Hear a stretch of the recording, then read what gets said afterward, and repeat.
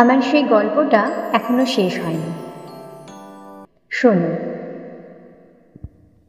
পাহাড়টা আগেই বলেছি ভালোবেসেছিল মেঘকে, আর মেঘ কিভাবে শুকনো খটখটে পাহাড়টাকে বানিয়ে তুলেছিল ২৬ বছরের ছোকরা, সে তো আগেই শুনেছ।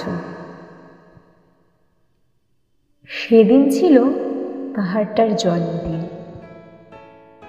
পাহাড় মেঘকে বললে, আজ তুমি লাল শাড়ি পরে আসবে। মেঘ পাহাড়কে বললে, আজ তোমাকে স্নান করিয়ে দেব চন্দন জলে। ভালোবাসলে নারীরা হয়ে যায় নরম নদী, পুরুষেরা জ্বলন্ত কাঠ। সেইভাবেই মেঘ ছিল পাহাড়ের আলিঙ্গনের আগুনে, পাহাড় ছিল মেঘের ঢেউ জলে।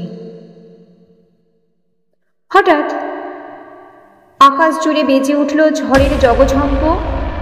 ঝাঁকড়া চুল উড়িয়ে ছিনতাইয়ের ভঙ্গিতে ছুটে এলো এক ঝাঁক হাওয়া। মেঘের আঁচলে টান মেরে বললে, ওঠ ছুরি, তোর বিয়ে। এখনো শেষ হয়নি গল্পটা। বজ্রের সঙ্গে মেঘের বিয়েটা হয়ে গেল ঠিকই, কিন্তু পাহাড়কে সে কোনো দিন ভুলতে পারল না। বিশ্বাস না হয় তো চিরে দেখতে পারো পাহাড়টার হাড় পাঁজর, ভেতরে থই থই করছে শত ঝর্ণার জল।